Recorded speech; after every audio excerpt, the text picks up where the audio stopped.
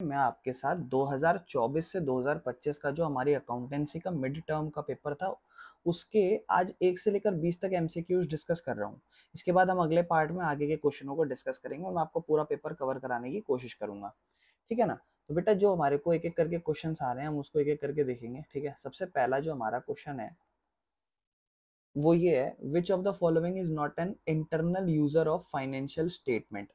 तो देखो ये वाला सवाल बहुत अच्छा है। ठीक है ना। और एक्चुअल में इंटरनल यूजर देखो, जैसे इसको हम चैप्टर समझेंगे ना तो चैप्टर 1 है। अब चैप्टर 1 में इंटरनल यूजर वही होते हैं जिनको अपने बिजनेस की सारी जानकारियां ये सब चीजें एक्सेस आराम से हो सकता है ना। बोर्ड ऑफ डायरेक्टर भी होता है, ठीक है ना, मैनेजर भी होता है, एम्प्लॉयज भी होते हैं और ओनर भी होता है। ठीक है ना। ये लगभग सारे इंटरनल यूजर्स होते हैं फाइनेंशियल स्टेटमेंट के, लेकिन एनसीईआरटी के अंदर ये कहा गया है कि कुछ कुछ स्टेटमेंट में they are a part of management, board of director sometimes, कि ये कुछ कुछ मैनेजमेंट का पार्ट होते हैं। तो आप इन्हें कह सकते हो sometimes they are not a part of internal users, like they are not a internal users of financial statement, ऐसा कहा गया है। अदरवाइज बुक के अंदर ये चारों ही है। अब ये पता नहीं कि पिछले साल इसमें पूरा स्कोर मिला है या फिर इसका आंसर बोर्ड ऑफ डायरेक्टर है। ठीक है ना। इसके बाद आगे चलते हैं। Which of the following are the objectives of accounting. कहते हैं इनमें से कौन सा अकाउंटिंग का मकसद होता है। तो अकाउंटिंग का मकसद होता है भाई सिस्टमैटिक रिकॉर्ड बनाओ, बिल्कुल बिजनेस ट्रांजैक्शन को रिकॉर्ड करो, बिल्कुल मकसद होता है। फाइनेंशियल पोजीशन पता लगाना बिजनेस का। बेटा देखो मैंने ऑलरेडी इस चैप्टर के ऊपर, ये जो हमारा चैप्टर 1 से रिलेटेड है, इसके ऊपर मैंने ऑलरेडी वीडियो बना रखी है। इसके ऊपर मैंने वन शॉट भी डाल रखा है, आराम से इसको देख लेना, क्लियर हो जाएगा। आप जब देख रहे होगे ये बात चैप्टर 1 क्लियर करके तो आपको चीजें आराम से समझ आ रही होगी। इसके बाद कहता है provide useful information to various interested parties. ठीक है ना। मतलब जो हमारा ऑब्जेक्टिव है अकाउंटिंग का वो ये है कि मेंटेन करते हैं systematic record of business transactions, maintain करते हैं सिस्टमैटिक रिकॉर्ड, बिल्कुल जायज बात है, रिकॉर्ड बनाते हैं, फाइनेंशियल पोजीशन पता लगाते हैं, मकसद है हमारा अकाउंटिंग करने का। और जो भी हमारी इंफॉर्मेशन है वो हम एक्सटर्नल या इंटरनल यूजर्स को जानकारियां प्रोवाइड करते हैं। तो तीनों ही मकसद है। तो इसका मतलब तो भैया ऑप्शन डी इसका आंसर है। चलें अगले क्वेश्चन पर। बेटा बहुत ध्यान समझना, हम लोग बहुत इसको अंडर एस्टिमेट करते हैं कि हाँ जी इससे क्वेश्चन नहीं आएगा, कुछ नहीं है। क्वालिटेटिव कैरेक्टरिस्टिक से क्वेश्चन आ रखा है, देखो 1 नंबर का। कहता है, अब देखो समझना इसको कैसे पहचानेंगे।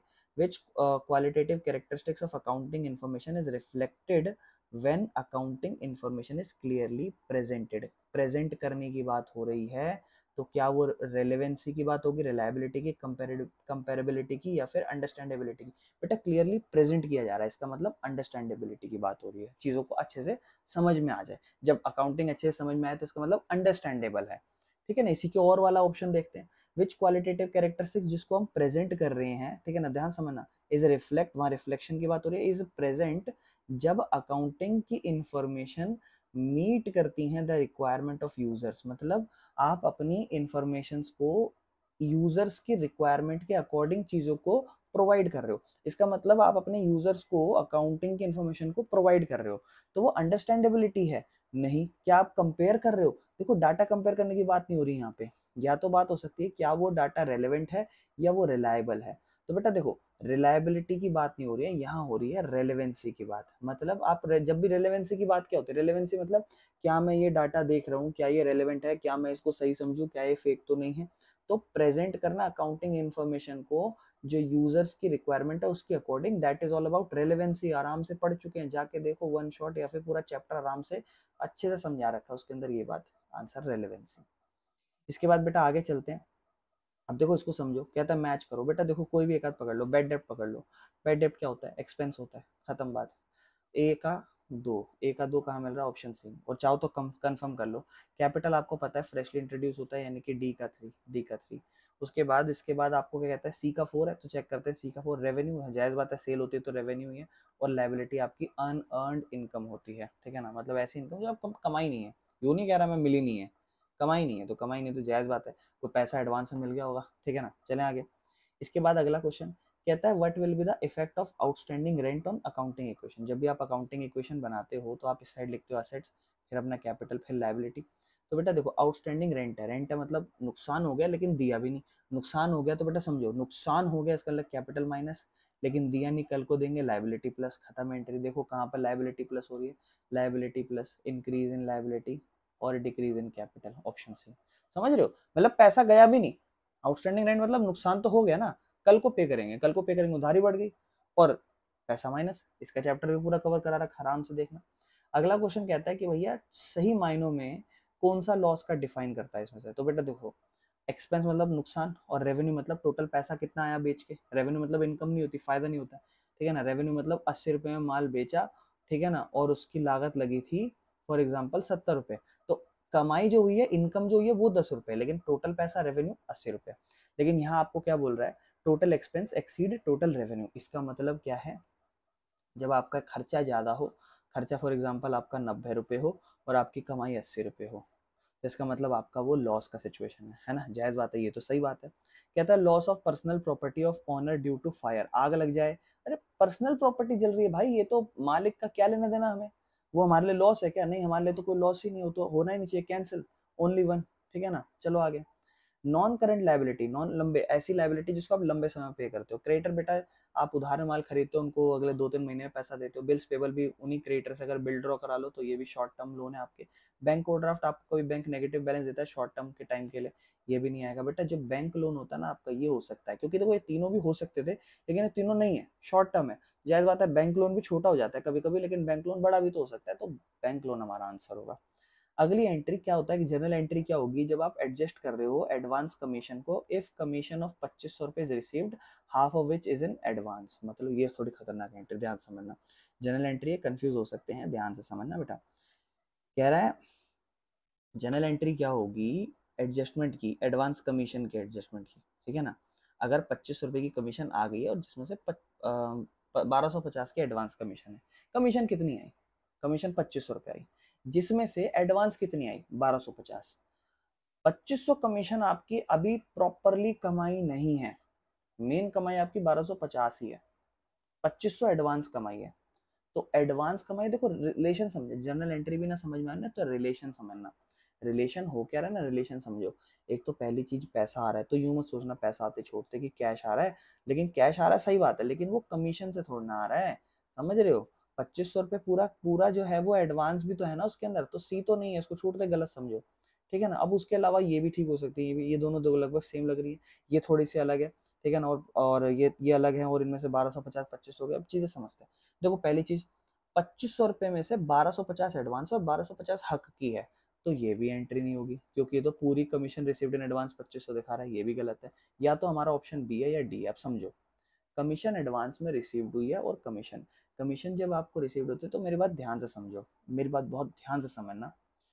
आपको कमीशन 2500 रुपये की रिसीव, इसको आप चाहो तो अलग तरीके से भी लिख सकते हो, इसको मैं आपको समझाता हूँ। जब आपको कमीशन आई होगी, तो आपने लिखा होगा, आपने मान लो इस तरीके से लिखा कि कैश अकाउंट डेबिट, पैसा आया फॉर एग्जांपल समझो, टू कमीशन, ठीक है ना, आपने ये लिख दिया 2500 रुपये। लेकिन बाद में जाके मान लो आपको ये पता चला, बाद में जाके आपको ये पता चला कि इस 2500 रुपये में से 1250 की तो ऐसी कमीशन है जो एडवांस कमीशन है, तो आप कहोगे ये तो लाइबिलिटी है, क्योंकि कल को पैसा देना पड़ेगा, क्योंकि अभी पूरे हक की कमीशन नहीं आई है। तो आप इसको क्रेडिट लिखोगे टू कमीशन इन एडवांस, या commission received in advance credit, क्योंकि लाइबिलिटी बढ़ गई। और ये जो मैं भी पूरा फायदा मान के बैठ चुका था 2500 रुपये का, इसमें से आधा फायदा मेरा है ही नहीं, 1250 का ही नहीं है, 1250 का फायदा और 1250 का भी नहीं है, वो लाइबिलिटी बढ़ी है। दूसरी एंट्री है commission account debit to commission advance, commission account debit to commission advance 1250, ठीक है। जर्नल पे फोकस करो बेटा, बहुत ध्यान से फोकस करो जर्नल पे, ठीक है ना। इस चीज को कैसे कर रहे हैं, है ना। पहले पैसा आया 2500 रुपये का, लेकिन बाद में पता चला ये जो 2500 रुपये की कमीशन है, इसमें से 1250 की कमीशन तो अभी हक की है ही नहीं, मेरे हक की कमीशन नहीं है, मेरे हक की कमीशन तो सिर्फ 1250 है, और बची हुई 1250 मैंने एडवांस में ले ली, मेरी उधारी बढ़ गई, उधारी बढ़ गई मतलब लाइबिलिटी बढ़ गई, कमीशन एडवांस 1250, और डेबिट में वो जो कमीशन एक्स्ट्रा क्रेडिट कर दी थी ना, उसको वापस डेबिट करो, क्योंकि हक की नहीं है। समझ रहे हो बेटा, समझ रहे हो, यानी कि commission to commission received in advance, option B इसका आंसर। चलें बेटा आगे, मजा आ रहा है कि नहीं आ रहा। अगला देखो, गुड्स प्रोपराइटर ले गया बिजनेस से अपने पर्सनल यूज के लिए, उसको कहाँ रिकॉर्ड करोगे। तो गुड्स प्रोपराइटर ले गया, तो जायज बात है, देखो परचेज बुक में परचेज की एंट्री होती है, सेल बुक में सेल की एंट्री होती है, परचेज रिटर्न में परचेज रिटर्न। बेटा जर्नल प्रॉपर, क्योंकि जर्नल प्रॉपर ऐसी एंट्री है जहाँ ना परचेज की होती, ना सेल्स की होती, ठीक है ना, ना कैश की होती। अब भाई माल लेके जा रहा है, तो जब लेके जाता है तो एंट्री बताओगे क्या होगा आपको, drawing account debit to purchase. और बहुत से लोग सोचेंगे परचेज, परचेज मतलब परचेज बुक, ना ना ना ना ना ना ना, भले ही वो परचेज बुक है, लेकिन वो परचेज का सामान लेके जा रहा है, लेकिन वो एक्चुअल में परचेज थोड़ा ना कर रहा है। चलो, अकाउंटिंग पर्सनल बायस लाता है, फर्स्ट चैप्टर याद करो। बिल्कुल, अपने जो मेथड लगाने लगा लो, डेप्रिसिएशन में रिटर्न डाउन वैल्यू लगाना है, स्ट्रेट लाइन मेथड लगाना है, जो लगाना लगा लो, किसी भी तरीके से डेप्रिसिएशन कैलकुलेट कर लो। अकाउंटिंग ईयर जो मान लो वो मान लो, 1 अप्रैल से मानना है या 31 क्या कहते हैं 1 जनवरी से मानना है, मान लो। तो उस वजह से अकाउंटिंग जो होती है ना, वो अपनी अल्टरनेटिव अकाउंटिंग पॉलिसी दिखाती है, हर इंसान की अपनी अल्टरनेटिव अकाउंटिंग पॉलिसी। तो असर्शन सही है और रीजन भी उसका करेक्ट एक्सप्लेनेशन है। The assertion and reason are true and reason is the correct explanation. बिल्कुल सही। चलें आगे। अब बेटा ये वाले क्वेश्चन थोड़े से अच्छे हैं, ध्यान समझना। ये तो थोड़ी बहुत चीज़ें मैंने पढ़ानी रखी हैं, थोड़ी बहुत चीज़ें जो मैं साइड बाय साइड क्लियर कराता चलूँगा। जब मैं थोड़ा वाउचर वाले चैप्टर पढ़ाऊंगा तो ये चीज़ों को क्लियर कराऊंगा। जैसे जैसे मैं इसको देख रहा हूँ मुझे लग रहा है कि थोड़ी थोड़ी ज़रूरत पड़ रही है, तो फर्स्ट टर्म से पहले आपको इस चीज़ को क्लियर करा दूंगा। हालांकि मैं अभी क्वेश्चन करा रहा हूँ तो समझा देता हूँ। बेटा ध्यान समझना, बहुत मेरी बात ध्यान से सुनना।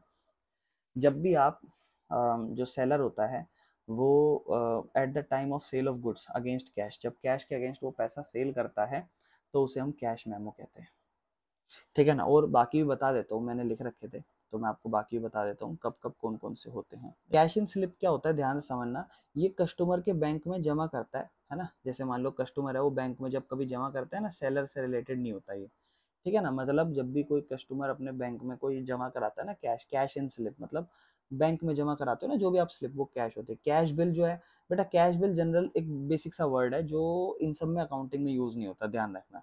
बाकी वाउचर की बात करें तो वाउचर ना सपोर्टिंग डॉक्यूमेंट होता है, बिल टाइप होता है।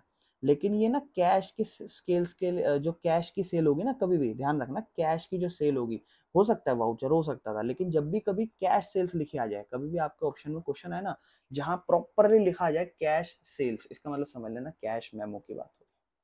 कैश मेमो जब प्रिपेयर होता है जब भी कोई कैश सेल्स या कैश से रिलेटेड ट्रांजेक्शन हो।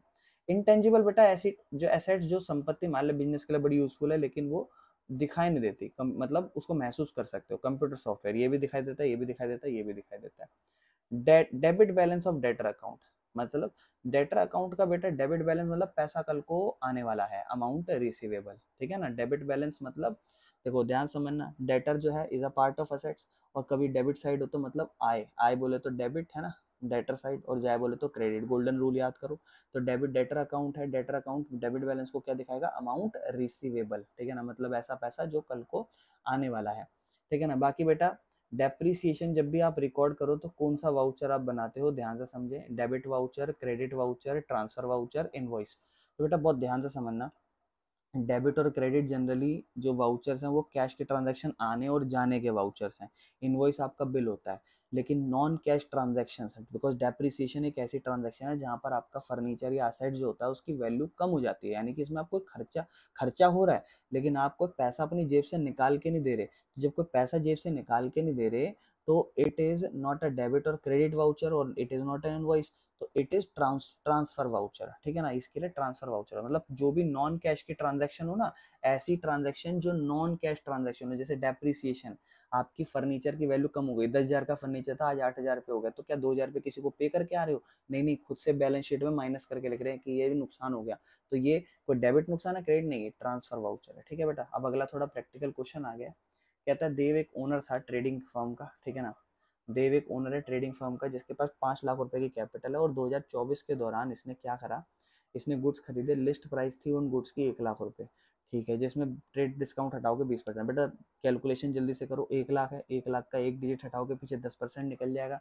अगर आप एक डिजिट हटाओगे तो 10% निकल जाएगा, 10,000, और 10,000 10% है तो 20,000 20% होगा, ठीक है ना। 10,000 10% है तो 20,000 20% होगा, ठीक है ना। फिर आपको कहता है एंड इसके बाद 2% कैश डिस्काउंट है, ठीक है ना। मतलब जब आप पेमेंट करोगे तो जो कैश पेमेंट होगी उस पर क्या कहते हैं 2% कैश डिस्काउंट। आप कह रहा है 20% 40% चेक से पे कर दिया। अब आपका माल 80,000 रुपये का, देखो समझो, अब आपका माल 80,000 रुपये का है। 80,000 में आप पेमेंट कर रहे हो, 60% तो बोला ही नहीं क्या कर रहे हो क्या नहीं कर रहे हो, लेकिन जो बचा हुआ 40% है, जो बचा हुआ 40% बैंक से पे कर रहे हो, यानी कि कैश की पेमेंट है वो। अब बोलोगे बैंक की पेमेंट, अरे बैंक और कैश एक ही बात होती है, ठीक है ना, मतलब हाथों हाथ पेमेंट करना, नगद नगद। तो बैंक आप 40% दे रहे हो, तो 4 अट्ठे 32 यानी कि 32,000 रुपये, 4 8 32, 32,000 रुपये ऐसा पैसा है जो आप आज पे कर रहे हो। लेकिन बेटा जब आप 32,000 रुपये पे करने जाओगे तो आपको 2% का डिस्काउंट मिलेगा, क्योंकि आप उसने बोला है कि जो जो आप पैसा मुझे कैश दे दोगे मैं उस पर 2% डिस्काउंट दे दूंगा आपको। तो भैया इसका मतलब 32,000 और उस पे 2% का डिस्काउंट, ठीक है ना, 2% डिस्काउंट, तो आपको पता है 640 जाएगा। यानी कि 32,000 रुपये में से आप 0, 10 में 4 गया 6, 9 में से 6 गया 3, 31,360 रुपये सिर्फ इतना पे करोगे। अब आप समझ रहे हो, सिर्फ इतना पे करोगे आप, इस बात को समझो, ठीक है ना, इस बात को समझो। 31,360 रुपये सिर्फ इतना पे करोगे। तो उसने बोला भी है, बताओ कितना चेक से पे करा, 31,360, ठीक है ना। चलें अगला क्वेश्चन देखो बेटा, इसके आगे कहता है कि क्या हुआ है, जया नाम की लड़की थी, पिछले साल बेड डेट, मतलब हमने समझ लिया था इससे पैसा आएगा ही नहीं, लेकिन आज उठ के आ गई एकदम से, बोली कि लो जी 500 रुपये ले लो। भैया ये तो बेड डेप्ट रिकवर्ड है, एंट्री करी थी ना जर्नल में, कराई थी याद है। तो बेड डेप्ट रिकवर्ड में हम कभी बेड डेप्ट का मेंशन नहीं करते, हम कहते हैं पैसा आ गया कैश अकाउंट डेबिट, और कौन देके गया, बेड डेप्ट नहीं, बेड डेप्ट रिकवर्ड देके गया। Cash account debit to bad डेप्ट recovered, cash account debit bad डेप्ट recover, cash account debit bad डेप्ट रिकवर्ड, खत्म, ऑप्शन बी, ठीक है। चलें आगे बेटा, आगे चलते हैं। एक डिसऑनर चेक है, डिसऑनर चेक मतलब जो चेक फेल हो गया, ठीक है ना, जिसको पहले बैंक में जमा कराया था, ठीक है ना। अच्छा, जब कभी किसी से पैसा आता है तो आप क्या कहते हो, भाई किसी से पैसा आना हो मतलब किससे पैसा आएगा, डिसऑनर चेक मतलब किसी बंदे से किसी को माल वाल बेचा होगा उससे पैसा आ रहा होगा। जब किसी बंदे को माल वाल बेचा होगा और उससे जब पैसा आ रहा होगा तो आपने लिखा होगा भैया पैसा आ गया, ठीक है ना। किससे आया होगा भाई, जायज बात है जिसको माल बेचा होगा डेटर से आया होगा। तो इस बंदे ने आपको चेक दे दिया ये, हाँ ठीक है ना। अब हुआ क्या, पंगा हो गया, ठीक है ना। पंगा क्या हो गया, कह रहा है ये जो है ना इसको हमने debit side of cash book में लिख लिया था, ठीक है ना। मतलब एक डिसऑनर चेक है और इसको हमने कैश बुक में डेबिट साइड में लिख दिया, ठीक है ना। तो ये आपको कह रहा है मतलब डिसऑनर चेक है, डिसऑनर चेक। अब समझो डिसऑनर चेक है लेकिन पहले बैंक में लिखा था, तो जब पहले मतलब डिसऑनर नहीं हुआ था, बाउंस नहीं हुआ था वो चेक। तो जब पहले वो चेक बाउंस नहीं हुआ था तो उसकी एंट्री क्या करी होगी, जब पहले वो चेक बाउंस नहीं हुआ तो आपने बोला होगा लाओ लाओ लाओ पैसा लाओ। तो आपने उसको बोला होगा भैया बंदा बड़ा ईमानदार है, अच्छा है, आया मेरे को पैसा दिया, बैंक अकाउंट डेबिट किसने दिया, वो डेटर है मेरा, उसने मुझे, मैंने उसको सामान वामान बेचा था, उसने मुझे आके पैसा दे दिया, bank account debit to debtor. लेकिन अब उसका चेक फेल हो गया, और बेटा जब भी चेक फेल होता है ये सारी एंट्री उल्टी हो जाती है, जब भी चेक फेल होता है एंट्री उल्टी हो जाती है, डेटर वापस कहते हो बेटा फिर से पैसा दे, ठीक है ना। और जो बैंक अकाउंट मैंने लिख रखा था प्लस, इसको जब मैं बैंक में चेक कराने गया तो प्लस ही नहीं हुआ, वापस माइनस करना पड़ रहा है। तो ये एंट्री होनी चाहिए थी, ठीक है ना, चेक डिसऑनर की, ठीक है ना, चेक डिसऑनर की ये एंट्री होनी चाहिए थी, और हमने कुछ और कर दी, ठीक है ना। तो हम अब देखते हैं हम क्या कहता है, कहता है is recorded on the debit side of cash book, क्या कैश बुक के डेबिट साइड पे लिखेंगे, कैश बुक के डेबिट साइड पे लिखेंगे, इस बात को चेक करते हैं, डेबिट साइड नहीं है तो क्रेडिट साइड लिखा आएगा, बैंक है ना, बैंक अकाउंट तो कैश बुक के अंदर आता है और कैश बुक क्रेडिट साइड लिखा होता है, मतलब ये एंट्री तो अपनी गलत है। समझ रहे हो ना क्या गलत है। बाकी कैश बुक कहता है जब भी आप कैश बुक बनाते हो तो आपको कैश अकाउंट नहीं लिखना होता लेजर के अंदर, जायज बात है, कैश बुक बनाते हो तो क्या लेजर क्यों लिखोगे, तो सेकंड स्टेटमेंट सही है, only second statement is true, ठीक है ना। चले आगे नेक्स्ट एंट्री पे चलते हैं। कहता है गुड्स परचेज करे कैश में, कैश में माल परचेज करा, गुड्स परचेज करे अगर हम कैश में तो कहता है इसको रिकॉर्ड करा। गुड्स जब आप परचेज कर रहे हो कैश के अंदर तो उसको कहाँ रिकॉर्ड करोगे, तो जब बेटा जब आप गुड्स खरीद रहे हो ना कैश के अंदर, तो आप उसको गुड्स को कैश में खरीदते हो तो भाई जायज बात है कैश बुक में लिखोगे, परचेज बुक मत लिख देना, उधार की परचेज होती है, ठीक है ना। बाकी बेटा periodic total of sales book is posted to individual supplier account, individual customer account, credit side of sales account या डेबिट साइड। बेटा जो भी टोटल होता है सेल बुक का, जब भी आप कभी सेल्स बुक बनाओगे तो जब भी सेल्स बुक का कभी टोटल होकर आएगा तो जायज बात है, बस इतना बताओ ना मुझे कि जो सेल्स बुक होती है वो क्या होता है, डेबिट बैलेंस क्रेडिट बैलेंस, बोलोगे सेल्स बुक भैया रेवेन्यू, और rules of debit and credit के अकॉर्डिंग जो रेवेन्यू होता है वो बढ़ता है तो क्रेडिट में बढ़ता है, ठीक है ना। तो जायज बात है जब भी आप कभी सेल्स बुक बनाओगे तो सेल्स बुक को क्रेडिट साइड में तो लिखोगे सेल्स अकाउंट के, ठीक है ना, खत्म, बस इतना ही था, बताओ क्या ही है। बेटा ध्यान समझना आईजीएसटी के बारे में, इंटीग्रेटेड जीएसटी। जब भी आप किसी एक राज्य से दूसरे राज्य में सामान खरीदते हो तो वो आपका जो टैक्स लगता है वो आईजीएसटी लगा। कभी आप दिल्ली में रह रहे हो, आपने अमेजोन फ्लिपकार्ट से कभी सामान खरीदा हो तो बिल चेक करना, अगर किसी दूसरे राज्य से आ रखा हो तो आईजीएसटी लगा होगा, पूरा का पूरा सेंट्रल गवर्नमेंट को टैक्स जाता है। लेकिन अगर आप दिल्ली में और दिल्ली से सामान खरीद रहे हो तो एसजीएसटी सीजीएसटी लगता है उस केस में। कहता है चेन्नई से लखनऊ खरीदा तो आईजीएसटी लगेगा, असर्शन सही है। रीजन क्या है, कहता है आईजीएसटी जो है ना वो इंटर स्टेट सप्लाई पे, ये मेरे ख्याल से गलत लिखा है, इंटर स्टेट सप्लाई पे लगता है, तो बिल्कुल सही बात है। इंटर स्टेट सप्लाई मतलब एक होता है इंट्रा और एक होता है इंटर। इंटर मतलब एक जगह से दूसरा, इंटर स्टेट कंपटीशन आपने पढ़ा है, इंटर कंपटीशन, ठीक है ना, इंटर स्कूल कंपटीशन ऐसा करके, या इंट्रा, इंट्रा मतलब एक ही स्कूल के अंदर सारे बच्चों के बीच में कंपटीशन, और इंटर मतलब एक से दूसरे तीसरे स्कूल के बीच में कंपटीशन, ऐसा स्टेट, इंटर स्टेट मतलब एक स्टेट दूसरा स्टेट तीसरा स्टेट ऐसे। सही है, स्टेटमेंट असर्शन रीजन दोनों ही सही है, ऑप्शन ए लगा दो। चलते बनो आगे, आ जाओ नेक्स्ट क्वेश्चन में पढ़ते हैं। बेटा सोर्स डॉक्यूमेंट के बारे में बात हो रही है, तो सोर्स डॉक्यूमेंट में पहले थोड़ा सा समझा देता हूँ आपको, ध्यान समझना, इसके बारे में शायद मैंने थोड़ा बहुत समझा रखा है आपको पहले भी, ठीक है ना, बाकी एक बार देख लेते हैं अगर सोर्स डॉक्यूमेंट के बारे में पहले नहीं समझाया हो तो आप लोगों को। सोर्स डॉक्यूमेंट क्या होते हैं बेटा, ध्यान समझना, सोर्स डॉक्यूमेंट के बारे में भी मैं पहले चीजें क्लियर करा देता हूँ आपको। सोर्स डॉक्यूमेंट आपके ओरिजिनल डॉक्यूमेंट होते हैं जो ट्रांजैक्शन को रिकॉर्ड करने के लिए तैयार किए जाते हैं, जैसे कि आपका कैश मेमो याद है, कैश की सेल्स की ट्रांजैक्शन के ऊपर ही समझाया, या फिर कोई इनवॉइस हो गया, या कोई रिसिप्ट या डेबिट नोट या क्रेडिट नोट। बेटा मैं अलग से एक वीडियो बनाऊंगा जहां पर मैं ये सारे डेबिट क्रेडिट नोट और वाउचर इन सब के बारे में, कैश मेमो के बारे में बढ़िया तरीके से क्लियर करा दूंगा, ठीक है ना। तो यहाँ पर बोलता है कि जो सोर्स डॉक्यूमेंट है वही सारे सोर्स डॉक्यूमेंट जो मैंने आपको बताया कि ओरिजिनल क्या कहते हैं डॉक्यूमेंट्स है ट्रांजैक्शन, मतलब जो भी आपका ट्रांजैक्शन हुआ उसका कोई बिल या प्रूफ, वो तो कहता है सोर्स डॉक्यूमेंट ऑडिट और टैक्स के लिए जरूरी है। जायज बात है भाई, ओरिजिनल डॉक्यूमेंट है ना, जरूरी है। कहता है सोर्स डॉक्यूमेंट जो है ना वो एक लीगल एविडेंस नहीं है। क्यों नहीं है, बिल्कुल है लीगल एविडेंस, तो ये लीगल एविडेंस है ना, तो ये हमारा गलत आंसर है। तो ओनली सी बोला, उसमें कौन सा सही नहीं है, तो ओनली सी। तीसरा पढ़ लेते हैं, क्या पता तीसरा सही। Source document are written and authentic proof of transaction, हाँ सही बात है, हमारा प्रूफ है ट्रांजेक्शन का, ठीक है ना। चलो, डॉक्यूमेंट बनाया जाता है किस लिए, एज एन एक्सपेंडिचर इज, अच्छा ध्यान समझना, डॉक्यूमेंट बनाया जा रहा है ऑथराइज करने के लिए एन एक्सपेंडिचर, ठीक है ना। देखो बेटा कैश मेमो तो मैं आपको समझा चुका हूँ, कैश सेल्स के लिए बिल भी नहीं बनाया जाता, या तो वाउचर होगा या डेबिट नोट होगा इसका आंसर। तो एक डॉक्यूमेंट जो बनाया जाता है एक एक्सपेंडिचर पता लगाने के लिए, तो क्या वो वाउचर होता है या वो डेबिट नोट होता है, ठीक है ना। तो देखो इस बारे में हम ज्यादा ना पढ़ नहीं चुके हैं अभी, ठीक है ना, इस चीज को अपन लोग बहुत ज्यादा से पढ़ नहीं चुके हैं, ठीक है ना। तो फिर भी जब हम पढ़ लेंगे इसके बारे में तो हम ज्यादा जानकारी प्राप्त कर लेंगे। आप बस ध्यान रखना, डेबिट नोट नहीं होता है, ठीक है ना। एक होता है कैश की पेमेंट आ रही हो, कैश की पेमेंट जा रही हो, वो एक अलग चीज होती है। बाकी वाउचर के अंदर जो है आप एक्सपेंडिचर जो भी एक डॉक्यूमेंट बनाते हो ताकि आप अपना एक एक्सपेंडिचर पता लगा सको, ठीक है ना, ऑथराइज कर सको एक एक्सपेंडिचर को, तो वाउचर ही होता है। बाकी बेटा बैंक ओवरड्राफ्ट, बैंक ओवरड्राफ्ट ध्यान समझना, बैंक से रिलेटेड है, बैंक रिलेटेड मतलब पर्सन, क्योंकि लोन है, बैंक ओवरड्राफ्ट को पता है लोन है, लोन पर्सनल से रिलेटेड, पर्सन से रिलेटेड होता है, पर्सनल होता है। मैं already rules of debit and credit में बहुत अच्छे से पढ़ा चुका हूँ बेटा, ठीक है। चले आगे, बोलते हैं इनमें से कौन सा आप एक ट्रीट करोगे एसेट्स के तौर पर, इंटरेस्ट कमा लिया एडवांस में, बेटा ये लाइबिलिटी है क्योंकि कल को पे करना पड़ेगा उस बंदे को, एडवांस में पैसा ले ली ना, आउटस्टैंडिंग इंटरेस्ट पे ही नहीं करा, कल को पे करना पड़ेगा, लाइबिलिटी। इंटरेस्ट आ गया बेटा, ये तो रेवेन्यू है, इनकम है। अक्रूड इंटरेस्ट कमा लिया लेकिन मिला नहीं, कल को मिलेगा, एसेट्स है।